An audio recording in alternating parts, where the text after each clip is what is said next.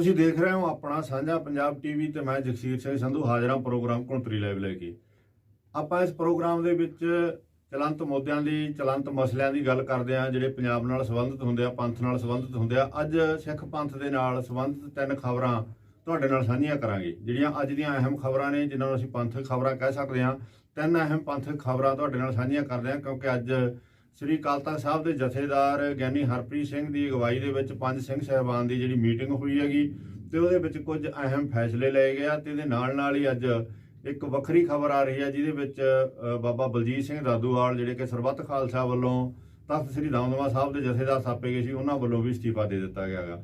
ਤੋ ਸਭ ਤੋਂ ਪਹਿਲਾਂ ਆਪਾਂ ਲੈਂਦੇ ਹਾਂ ਵੀ ਅੱਜ ਅਕਾਲ ਤਖ਼ਤ ਸਾਹਿਬ ਦੇ ਉੱਪਰ ਕਈ ਅਹਿਮ ਫੈਸਲੇ ਆ ਜਿਹੜੇ ਹੋਏ ਆ, ਜਿਹਦੇ ਵਿੱਚ ਪਿਛਲੇ ਦਿਨੀ ਜਿਹੜਾ ਮਾਮਲਾ ਗਰਮਾਇਆ ਰਿਹਾ, ਕਾਫੀ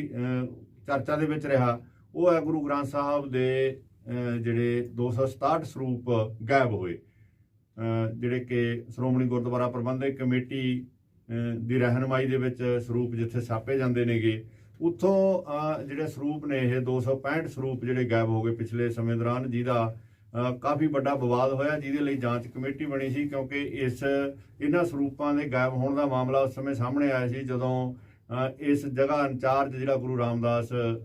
ਗੁਰਦੁਆਰਾ ਸਾਹਿਬ ਪ੍ਰਿੰਟਿੰਗ ਪ੍ਰੈਸ ਦਾ ਇੰਚਾਰਜ ਸੀ, ਉਹਦੇ ਵੱਲੋਂ ਜਦੋਂ ਚਾਰਜ ਦਿੱਤਾ ਗਿਆ, ਉਹਦੇ ਰਿਟਾਇਰ ਹੋਣ ਤੋਂ ਬਾਅਦ ਇਹ ਮਾਮਲਾ ਸਾਹਮਣੇ ਆਇਆ ਵੀ ਕੁਝ ਸਰੂਪ ਹੈ ਜਿਹੜੇ ਉਹ ਗਾਇਬ ਹੋਏ ਨੇਗੇ। ਤੋਂ ਉਸ ਤੋਂ ਬਾਅਦ ਉਹਨਾਂ ਸਰੂਪਾਂ ਦੇ ਗਾਇਬ ਹੋਣ ਤੋਂ ਬਾਅਦ ਇਹ ਮਾਮਲਾ ਚਰਚਾ ਦੇ ਵਿੱਚ ਆਇਆ।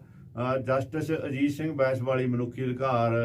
ਜਿਹੜੀ ਸੰਸਥਾ ਹੈਗੀ, ਉਹਦੇ ਆਗੂ ਸਰਬਜੀਤ ਸਿੰਘ ਵੇਰਕਾ ਵੱਲੋਂ ਇਸ ਸੰਬੰਧੀ ਪੰਜਾਬ ਦੇ ਮੁੱਖ ਮੰਤਰੀ ਕੈਪਟਨ ਅਮਰਿੰਦਰ ਸਿੰਘ ਨੂੰ ਇੱਕ ਚਿੱਠੀ ਲਿਖੀ ਗਈ ਸੀਗੀ ਤੇ ਇਹ ਕਿਹਾ ਗਿਆ ਸੀਗਾ ਵੀ ਜਿਹੜਾ ਇਹ ਮਾਮਲਾ ਗਾ ਇਹ ਬੇਅਦਬੀ ਤੋਂ ਵੀ ਵੱਡਾ ਮਾਮਲਾ, ਬੇਅਦਬੀ ਤੋਂ ਵੀ ਵੱਡੀ ਜਿਹੜੀ ਘਟਨਾ ਇਹ ਮੰਨੀ ਜਾਂਦੀ ਹੈਗੀ ਕਿਉਂਕਿ ਬਰਗਾੜੀ ਵਾਲੇ ਬੇਅਦਬੀ ਕਾਂਡ ਤੋਂ ਵੀ ਵੱਡੀ ਗੱਲ ਆ, 267 ਸਰੂਪਾਂ ਦੀ ਗੱਲ ਹੈ। ਪਰ ਕਮਾਲ ਦੀ ਗੱਲ ਹੈ ਵੀ ਹੁਣ ਜਦੋਂ ਇਹਦੀ ਜਾਂਚ ਹੋਈ ਹੈਗੀ ਤਾਂ ਸ਼੍ਰੋਮਣੀ ਗੁਰਦੁਆਰਾ ਪ੍ਰਬੰਧਕ ਕਮੇਟੀ ਨੇ ਪਹਿਲਾਂ ਚਾਹੇ ਇਹਦੀ ਜਾਂਚ ਦੇ ਲਈ ਵੱਖੋ ਵੱਖਰੀਆਂ ਸਬ ਕਮੇਟੀਆਂ ਬਣਾਈਆਂ, ਪਰ ਉਹ ਕਿਸੇ ਤਣ ਪੱਤਰ ਨਾ ਲੱਗੀ ਤੇ ਅਖੀਰ ਸ਼੍ਰੋਮਣੀ ਗੁਰਦੁਆਰਾ ਪ੍ਰਬੰਧਕ ਕਮੇਟੀ ਨੇ ਇਹ 72 ਘੰਟਿਆਂ ਦੀ ਜਿਹੜੀ ਐਮਰਜੈਂਸੀ ਮੀਟਿੰਗ ਸੱਦ ਕੇ ਐਮਰਜੈਂਸੀ ਮੀਟਿੰਗ ਕਾਲ ਕਰਕੇ ਐਗਜ਼ੈਕਟਿਵ ਦੀ ਇਹ ਮਾਮਲਾ ਅਕਾਲ ਤਖ਼ਤ ਸਾਹਿਬ ਦੇ ਜਥੇਦਾਰ ਦੇ ਸਪੁਰਦ ਕਰ ਦਿੱਤਾ ਗਿਆ ਸੀ ਵੀ ਉਹ ਕਿਸੇ ਰਿਟਾਇਰਡ ਜੱਜ ਤੋਂ ਇਹਦੀ ਜਾਂਚ ਕਰਾਉਣ ਤੇ ਅਕਾਲ ਤਖ਼ਤ ਸਾਹਿਬ ਦੇ ਜਥੇਦਾਰ ਵੱਲੋਂ ਇਸ ਮਾਮਲੇ ਦੀ ਜਿਹੜੀ ਜਾਂਚ ਹੈਗੀ ਉਹ ਰਿਟਾਇਰਡ ਜੱਜ ਨਵੇਤਾ ਸਿੰਘ ਨੂੰ ਦਿੱਤੀ ਗਈ ਸੀ, ਪਰ ਉਹਨਾਂ ਵੱਲੋਂ ਇਸ ਜਾਂਚ ਤੋਂ ਕਰਨ ਤੋਂ ਇਨਕਾਰ ਕਰ ਦਿੱਤਾ ਗਿਆ ਤੇ ਸਿਰਫ ਇਹ ਜਾਂਚ ਫਿਰ ਉਹਨਾਂ ਦੇ ਨਾਲ ਐਡਵੋਕੇਟ ਤੇਲੰਗਾਨਾ ਹਾਈ ਕੋਰਟ ਦੇ ਐਡਵੋਕੇਟ ਕਹੇ ਜਾਂਦੇ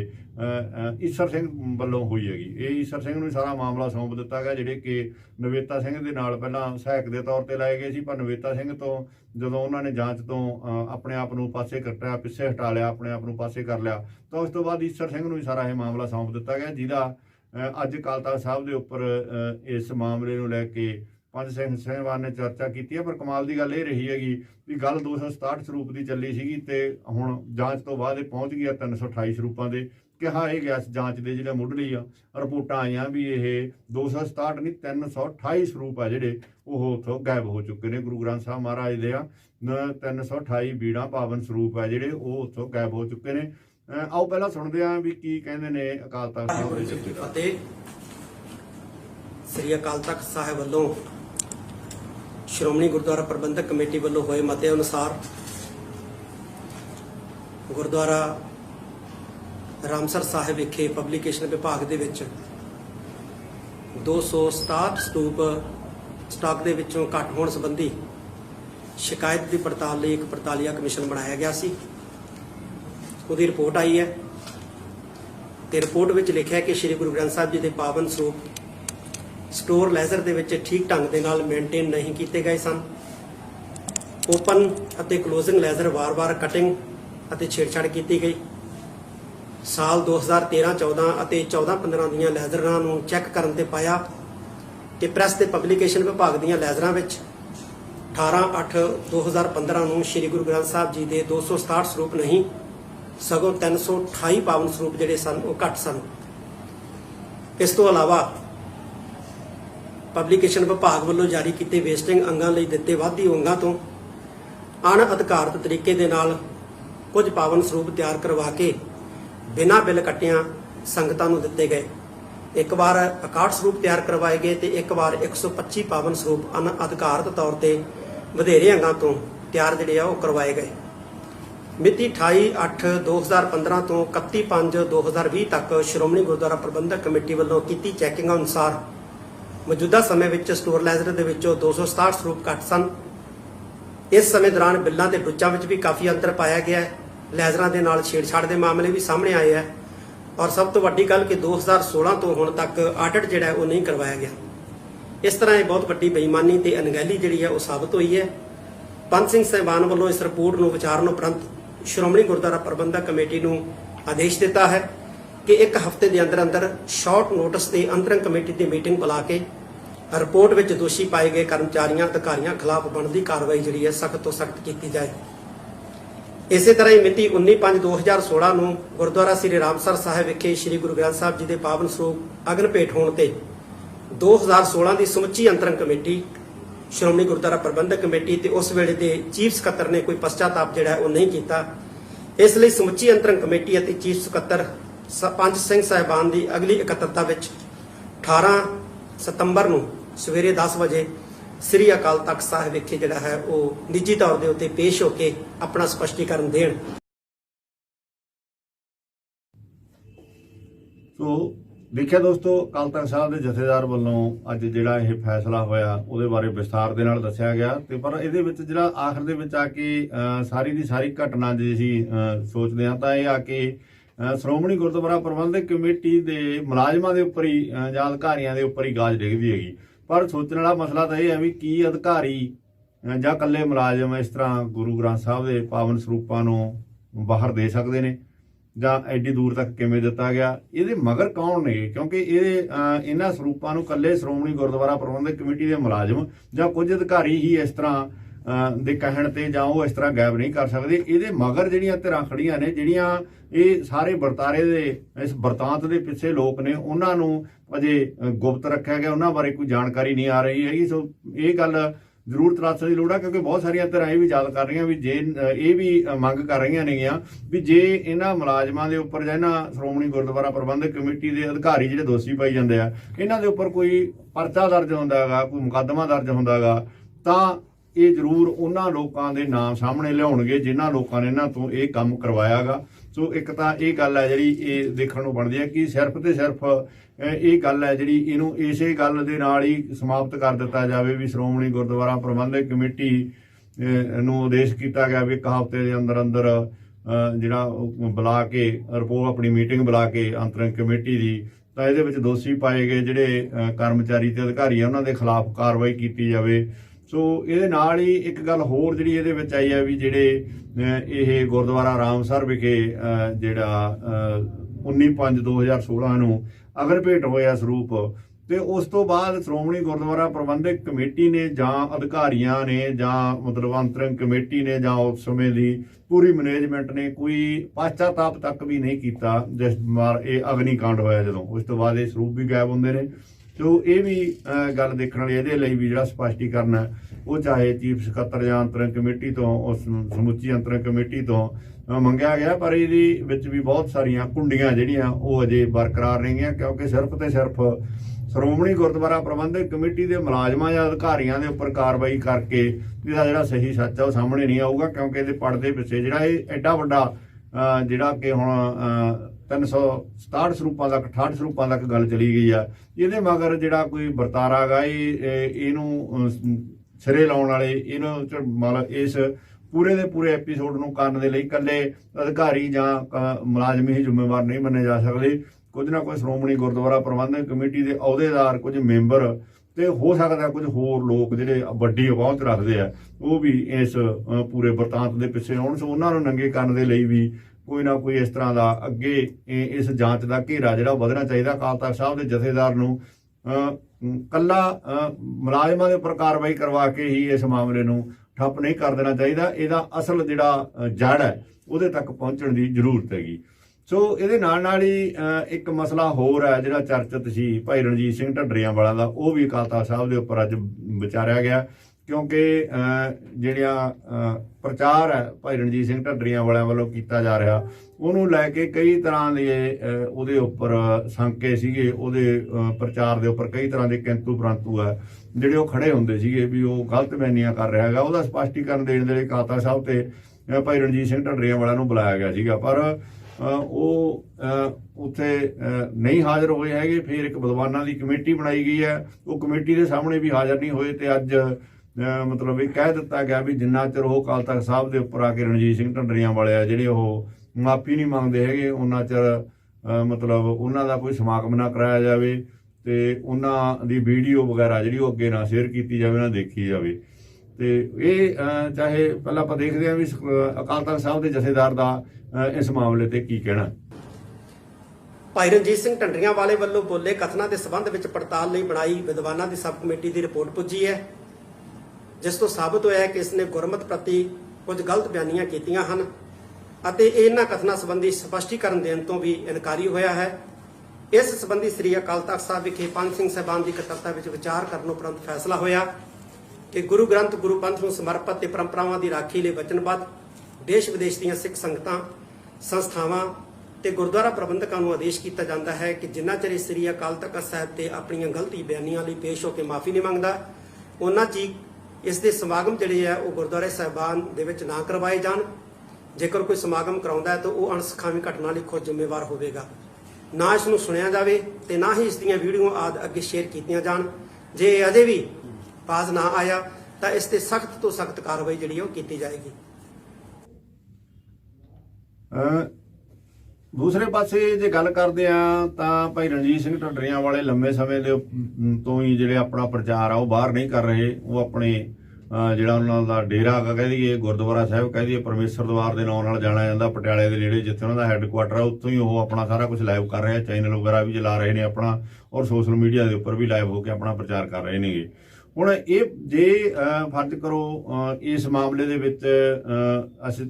ਅਸੀਂ ਚੈਨਲ ਵੱਲੋਂ ਤਾਂ ਕੋਈ ਗੱਲ ਨਹੀਂ ਕਹਿ ਸਕਦੇ ਵੀ ਕੌਣ ਸੱਚ ਹੈ, ਕੀ ਝੂਠ ਹੈ, ਕੌਣ ਸਹੀ ਹੈ, ਕੌਣ ਗਲਤ ਹੈ, ਪਰ ਜੇ ਅਕਾਲ ਤਖ਼ਤ ਸਾਹਿਬ ਦੇ ਜਥੇਦਾਰ ਵੱਲੋਂ ਇਹ ਹੁਕਮਨਾਮਾ ਕੀਤਾ ਗਿਆ ਵੀ ਉਹਨਾਂ ਦੀਆਂ ਵੀਡੀਓ ਨਾ ਸੁਣੀਆਂ ਜਾਣ, ਨਾ ਉਹਨਾਂ ਨੂੰ ਸੁਣਿਆ ਜਾਵੇ, ਨਾ ਉਹਨਾਂ ਨੂੰ ਬੁਲਾਇਆ ਜਾਵੇ, ਤੇ ਫਿਰ ਇਹ ਜਿਹੜਾ ਪ੍ਰਚਾਰ ਉਹਨਾਂ ਦਾ ਸੋਸ਼ਲ ਮੀਡੀਆ ਤੇ ਹੋ ਰਿਹਾ ਕਿਵੇਂ ਰੁਕ ਸਕਦਾ ਗਾ?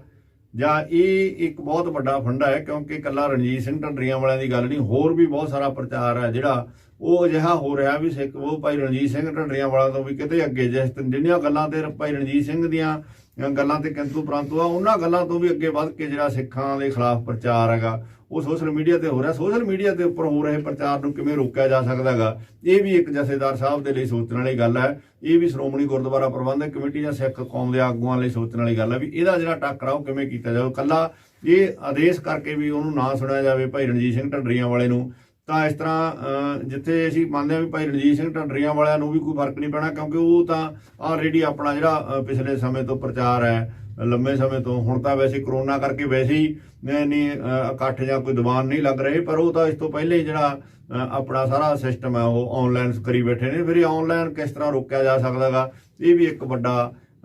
ਇਸ ਵੇਲੇ ਸਵਾਲ ਖੜਾ ਹੁੰਦਾ। ਅਕਾਲ ਤਖ਼ਤ ਸਾਹਿਬ ਦੇ ਜਥੇਦਾਰ ਇਹਦੇ ਨਾਲ ਕਿਵੇਂ ਨਿਪਟਦੇ ਨੇਗੇ, ਇਹ ਆਉਣ ਵਾਲੇ ਸਮੇਂ ਦੇ ਵਿੱਚ ਇਹ ਵੀ ਗੱਲ ਜਿਹੜੀ ਇੱਕ ਸਵਾਲ ਬਣਿਆ ਰਹੂਗੀ। ਸੋ ਇਹਦੇ ਨਾਲ ਨਾਲ ਹੋਰ ਵੀ ਕੁਝ ਮਾਮਲੇ ਆ ਜਿਹੜੇ ਉਹ ਅਕਾਲ ਤਖ਼ਤ ਸਾਹਿਬ ਤੇ ਵਿਚਾਰੇ ਗਏ ਨੇਗੇ, ਤੇ ਜਿਨ੍ਹਾਂ ਦੇ ਵਿੱਚ ਭਾਈ ਹਰਿੰਦਰ ਸਿੰਘ ਖਾਲਸਾ ਜਿਹੜੇ ਕਿ ਨਿਰਵੈਰ ਖਾਲਸਾ ਜਥਾ ਜੂਕੇ ਵਾਲੇ ਨੇਗੇ, ਤੇ ਉਹਨਾਂ ਤੇ ਵੀ ਗੁਰੂ ਨਾਨਕ ਦੇਵ ਜੀ ਪ੍ਰਤੀ ਜਿਹੜੀ ਹੈ ਕੋਈ ਗਲਤ ਸ਼ਬਦਾਵਲੀ ਵਰਤਣ ਦਾ ਮਾਮਲਾ ਗਾ, ਉਹ ਵੀ ਅਕਾਲ ਤਖ਼ਤ ਸਾਹਿਬ ਤੇ ਵਿਚਾਰਿਆ ਗਿਆ, ਤੇ ਉਹਨਾਂ ਨੂੰ ਵੀ ਜਿਹੜਾ ਅਕਾਲ ਤਖ਼ਤ ਸਾਹਿਬ ਦੇ ਉੱਪਰ ਬੁਲਾਇਆ ਗਿਆ ਵੀ ਉਹ ਵੀ ਆਪਣਾ ਆ ਕੇ ਜਿਹੜਾ ਅਕਾਲ ਤਖ਼ਤ ਸਾਹਿਬ ਦੇ ਉੱਪਰ ਪੱਖ ਆਪਣਾ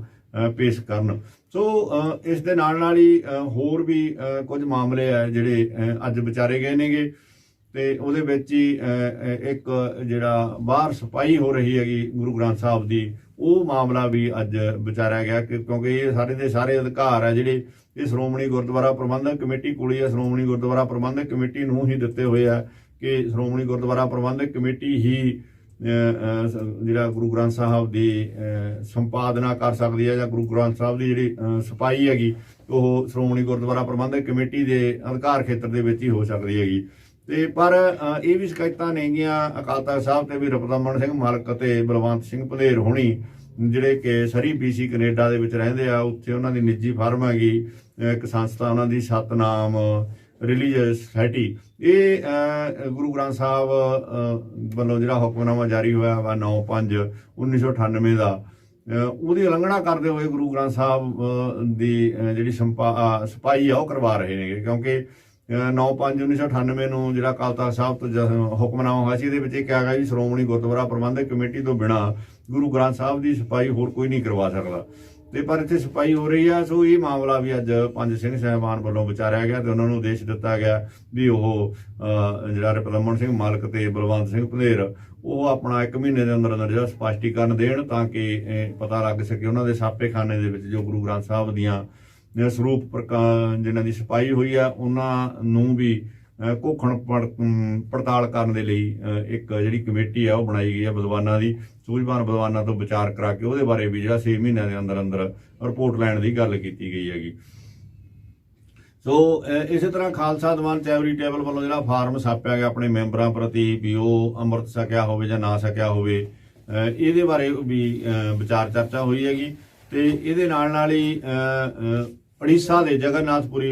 ਵਿਖੇ ਜਿਹੜਾ ਬਾਬਾ ਸ਼ਮਸ਼ੇਰ ਸਿੰਘ ਵੱਲੋਂ ਇੱਕ ਆਰਤੀ ਸਾਹਿਬ ਨਾਮ ਦਾ ਗੁਰਦੁਆਰਾ ਉੱਥੇ ਸਥਾਪਿਤ ਕਰ ਲਿਆ ਗਿਆ, ਉਹਦੇ ਬਾਰੇ ਵੀ ਵਿਚਾਰ ਚਰਚਾ ਹੋਈ ਹੈ ਵੀ ਗੁਰੂ ਨਾਨਕ ਸਾਹਿਬ ਦਾ ਉਸ ਸਥਾਨ ਦੇ ਨਾਲ ਕੋਈ ਤਾਲਮੇਲ ਨਹੀਂ ਹੈ, ਉਹ ਗੁਰੂ ਨਾਨਕ ਸਾਹਿਬ ਉੱਥੇ ਨਹੀਂ ਗਏ ਆ। ਸੋ ਇਸ ਤਰ੍ਹਾਂ ਕਾਫੀ ਮਸਲੇ ਵਿਚਾਰੇ ਗਏ ਆ। ਸੁੱਚਾ ਸਿੰਘ ਲੰਗਾਹ ਨੂੰ ਜਿਹੜਾ ਮਾਫੀ ਦੇਣ ਦਾ ਮਾਮਲਾ ਸੀਗਾ ਉਹ ਵੀ ਵਿਚਾਰਿਆ ਗਿਆ, ਉਹਦੇ 'ਚ ਵੀ ਕਿਹਾ ਗਿਆ ਵੀ ਸੁੱਚਾ ਸਿੰਘ ਲੰਗਾਹ ਅਜੇ ਪੰਥ ਦੇ ਵਿੱਚੋਂ ਛੇਕੇ ਹੋਇਆ ਤੇ ਉਹਨਾਂ ਨੂੰ ਕੋਈ ਮਾਫੀ ਨਹੀਂ ਦਿੱਤੀ ਗਈ। ਸੰਗਤਾਂ ਨੂੰ ਉਹਨਾਂ ਨਾਲ ਜਿਹੜਾ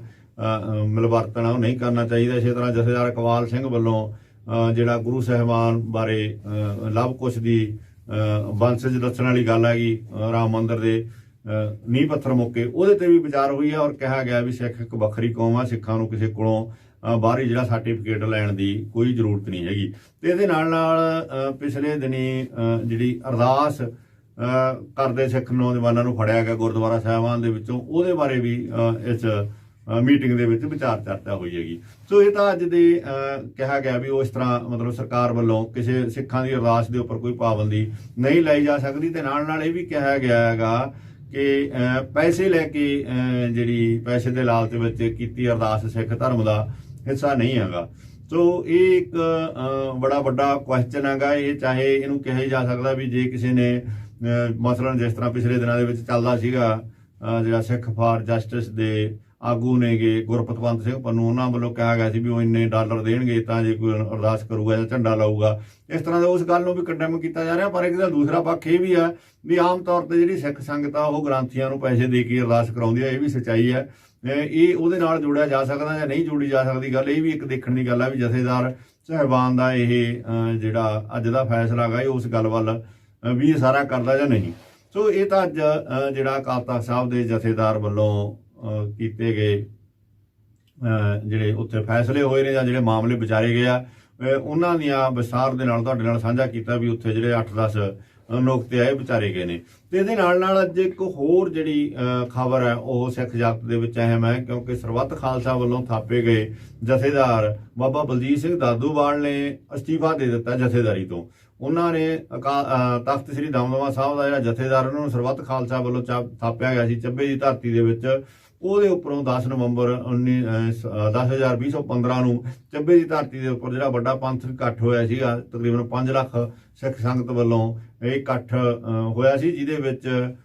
ਅਕਾਲ ਤਖ਼ਤ ਸਾਹਿਬ ਦੇ ਜਥੇਦਾਰ ਵੱਲੋਂ ਜਗਤਾਰ ਸਿੰਘ ਹਵਾਰਾ ਨੂੰ ਥਾਪਿਆ ਗਿਆ ਸੀਗਾ ਉਸ ਸਰਬੱਤ ਖਾਲਸਾ ਵੱਲੋਂ। ਤੇ ਕਾਰਜਕਾਰੀ ਤੌਰ ਦੇ ਉੱਪਰ ਜਿਹੜੇ ਜਥੇਦਾਰ ਸੀਗੇ ਉਹ ਧਿਆਨ ਸਿੰਘ ਮੰਡ ਨੂੰ ਲਾਇਆ ਗਿਆ ਸੀਗਾ ਔਰ ਬਾਬਾ ਬਲਜੀਤ ਸਿੰਘ ਦਾਦੂਵਾਲ ਨੂੰ ਤਖਤ ਸ੍ਰੀ ਦਮਦਮਾ ਸਾਹਿਬ ਦਾ ਜਥੇਦਾਰ ਲਾਇਆ ਗਿਆ ਸੀ। ਇਸੇ ਤਰ੍ਹਾਂ ਭਾਈ ਅਮਰੀਕ ਸਿੰਘ ਅਜਨਾਲਾ ਨੂੰ ਤਖਤ ਸ੍ਰੀ ਕੇਸਗੜ੍ਹ ਸਾਹਿਬ ਦਾ ਜਥੇਦਾਰ ਨਿਯੁਕਤ ਕੀਤਾ ਗਿਆ ਸੀਗਾ। ਸੋ ਅੱਜ ਉਸ ਤੋਂ ਜਿਹੜਾ ਹੈਗਾ ਬਾਬਾ ਬਲਜੀਤ ਸਿੰਘ ਦਾਦੂਵਾਲ ਨੇ ਤਖਤ ਸ੍ਰੀ ਦਮਦਮਾ ਸਾਹਿਬ ਦੀ ਜਥੇਦਾਰੀ ਹੈ ਜਿਹੜੀ ਉਹ ਛੱਡ ਦਿੱਤੀ ਹੈ, ਉਹ ਤੋਂ ਅਸਤੀਫਾ ਦੇ ਦਿੱਤਾ, ਕਿਉਂਕਿ ਉਹ ਹੁਣ ਫਿਲਹਾਲ ਹਰਿਆਣਾ ਸਿੱਖ ਗੁਰਦੁਆਰਾ ਪ੍ਰਬੰਧਕ ਕਮੇਟੀ ਦੇ ਪ੍ਰਧਾਨ ਬਣ ਚੁੱਕੇ ਨੇਗੇ। ਸੋ ਇਹ ਬੜਾ ਸਵਾਲ ਅੱਜ ਹੋ ਰਿਹਾ, ਚਾਹੇ ਉਹਨਾਂ ਨੇ ਆਪਣੇ ਸਪਸ਼ਟੀਕਰਨ ਦੇ ਵਿੱਚ ਬੜਾ ਕੁਝ ਇਸ ਅਸਤੀਫੇ ਦੇ ਵਿੱਚ ਲਿਖਿਆ ਵੀ ਉਹ ਛੋਟੀ ਸੇਵਾ ਕਰਨੀ ਚਾਹੁੰਦੇ ਆ, ਪਰ ਕਮਾਲ ਦੀ ਗੱਲ ਇਹ ਆ ਵੀ ਜੇ 5 ਲੱਖ ਲੋਕਾਂ ਵੱਲੋਂ ਉਹਨਾਂ ਨੂੰ ਚੁਣਿਆ ਗਿਆ ਸੀਗਾ ਉਹ ਅਹੁਦਾ ਛੱਡ ਕੇ ਸਿਰਫ ਜਿਹੜਾ ਕਿ 32-33 ਮੈਂਬਰਾਂ ਵਾਲੀ ਕਮੇਟੀ ਆ ਉਹਦੇ ਵੱਲੋਂ ਚੁਣਿਆ ਗਿਆ, ਉਹਦੇ ਨੂੰ ਉਹਨਾਂ ਨੇ ਸਵੀਕਾਰ ਕਰ ਲਿਆਗਾ। ਤੇ ਕੀ ਇਹ ਸੋਚਣ ਵਾਲੀ ਗੱਲ ਆ ਵੀ ਐਡੀ ਵੱਡੀ ਸੰਗਤ ਦਾ ਨਰਾਦਰ ਨਹੀਂ ਹੈ। ਜੇ ਕਿਸੇ ਵੱਡੀ ਸੰਗਤ ਨੇ ਇਕੱਠੇ ਹੋ ਕੇ 5 ਲੱਖ ਦੇ ਕਰੀਬ ਸੰਗਤ ਨੇ ਇਕੱਠੇ ਹੋ ਕੇ ਕੋਈ ਜ਼ਿੰਮੇਵਾਰੀ ਸੌਂਪੀ ਸੀ, ਉਹਨੂੰ ਨਿਭਾਉਣਾ ਚਾਹੀਦਾ ਸੀ, ਜਾਂ ਕੁਝ ਬੰਦਿਆਂ ਵੱਲੋਂ ਸੌਂਪੀ ਗਈ ਜਿਹੜੀ ਕੁਝ ਮੈਂਬਰਾਂ ਵੱਲੋਂ ਗਿਣਤੀ ਦੇ ਮੈਂਬਰਾਂ ਵੱਲੋਂ ਜਿਹੜਾ 30-35 ਮੈਂਬਰਾਂ ਵੱਲੋਂ ਥਾਪੀ ਗਈ ਜ਼ਿੰਮੇਵਾਰੀ ਆ ਉਹਨੂੰ ਨਿਭਾਉਣਾ ਜ਼ਰੂਰੀ ਹੈਗਾ। ਸੋ ਇਹ ਵੱਡਾ ਸਵਾਲ ਹੁੰਦਾ, ਪਰ ਫਿਲਹਾਲ ਬਾਬਾ ਬਲਜੀਤ ਸਿੰਘ ਦਾਦੂਵਾਲ ਨੇ ਜਿਹੜਾ ਤਖਤ ਸ੍ਰੀ ਦਮਦਮਾ ਸਾਹਿਬ ਦੀ ਜਥੇਦਾਰੀ ਤੋਂ ਤਿਆਗ ਪੱਤਰ ਦੇਤਾ। ਸਰਬੱਤ ਖਾਲਸਾ ਵੱਲੋਂ ਥਾਪੇ ਗਏ, ਜਿਨ੍ਹਾਂ ਨੂੰ ਮਤਵਾਜੀ ਜਥੇਦਾਰ ਵੀ ਕਿਹਾ ਜਾਂਦਾ ਸੀਗਾ। ਸੋ ਉਹਨਾਂ ਨੇ ਉਹ ਅਸਤੀਫਾ ਦੇ ਕੇ ਅੱਜ ਹਰਿਆਣੇ ਦੀ ਜਿਹੜੀ ਗੁਰਦੁਆਰਾ ਪ੍ਰਬੰਧਕ ਕਮੇਟੀ ਆ ਉਹਦੀ ਪ੍ਰਧਾਨਗੀ ਪੱਕੇ ਤੌਰ ਤੇ ਕਰਨ ਦਾ ਮਨ ਬਣਾਇਆ ਗਾ ਔਰ ਉਸੇ ਫੀਲਡ ਦੇ ਵਿੱਚ ਰਹਿਣ ਦਾ ਮਨ ਬਣਾਇਆ। ਇਸ ਸੰਬੰਧੀ ਉਹਨਾਂ ਵੱਲੋਂ ਬਕਾਇਦਾ ਪ੍ਰੈਸ ਨੋਟ ਵੀ ਜਾਰੀ ਕੀਤਾ ਗਿਆ ਗਾ। ਸੋ ਇਹ ਅੱਜ ਦੀਆਂ ਕੁਝ ਅਹਿਮ ਜਿਹੜੀਆਂ ਪੰਥਕ ਖਬਰਾਂ ਸੀ ਤੁਹਾਡੇ ਨਾਲ ਸਾਂਝੀਆਂ ਕੀਤੀਆਂ ਨੇਗੀਆਂ। ਪੰਥਕ ਖਬਰਾਂ ਜਾਣਨ ਦੇ ਲਈ, ਸਿੱਖ ਪੰਥ ਦੀ ਮੌਜੂਦਾ ਹਾਲਾਤ ਨੂੰ ਜਾਣਨ ਦੇ ਲਈ, ਵਿਚਾਰ ਕਰਨ ਦੇ ਲਈ, ਪੰਜਾਬ ਦੇ ਹਾਲਾਤ ਜਾਣਨ ਲਈ ਤੁਸੀਂ ਜੁੜੇ ਰਹੋ ASP TV ਨਾਲ। ਸੋ ਇਸ ਦੇ ਨਾਲ ਹੀ ਤੁਹਾਤੋਂ ਲੈਂਦੇ ਹਾਂ ਇਜਾਜ਼ਤ। ਕੱਲ ਫੇਰ ਮਿਲਾਂਗੇ ਕਿਸੇ ਹੋਰ ਮਸਲੇ ਨਾਲ। ਨਾਨਕ ਨਾਮ ਚੜ੍ਹਦੀ ਕਲਾ, ਤੇਰੇ ਭਾਣੇ ਸਰਬੱਤ ਦਾ ਭਲਾ।